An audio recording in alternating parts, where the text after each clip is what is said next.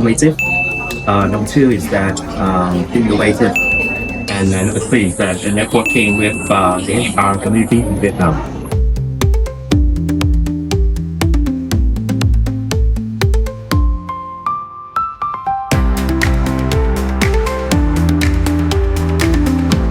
So this is quite interesting that we have attended the event today. And number one is that informative. Number two is that innovative. And number three is that networking with the HR community in Vietnam.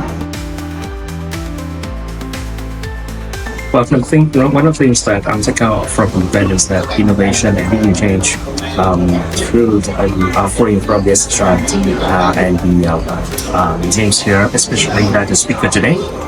Yeah, and the other things that I would say that the change and all the informations and innovations that the team provide here today would be really benefits for all the participants today. Yeah.